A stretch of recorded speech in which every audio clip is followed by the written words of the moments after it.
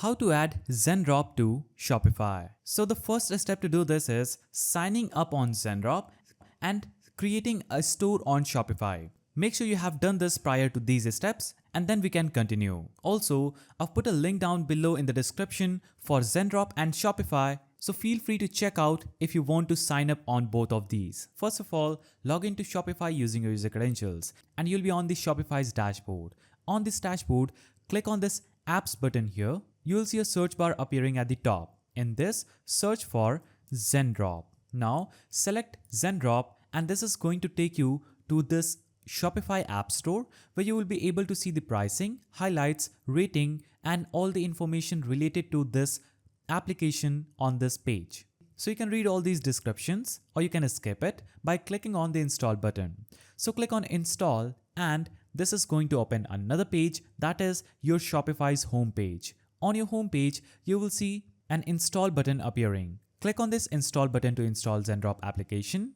After this, you'll be automatically promoted to your Zendrop application if you would have logged in. If you don't have a Zendrop account, you will have to create a Zendrop account. After creating an account, you'll be automatically on your dashboard. You will see your store at the top left on this page. Now, in order to import any product from Zendrop to Shopify, you'll have to navigate to My Products section. And if you don't have any products, click on Find Products, search for a product that you want to import. For example, I will import this product. So I'll click Add to My Products on this page. Now, I will navigate to My Products. As you can see, I just added this product and it's appearing here. I will have to now click on Review and Publish. After I click this, I'll be able to enter another name for this product. I can edit it. Now I can navigate to descriptions. Now after reviewing this, I will have to click on Publish to my store button that is in green and I will select Got it. Please don't display this message again and click on Confirm. After you click on Confirm, your product will be successfully published onto your Shopify store.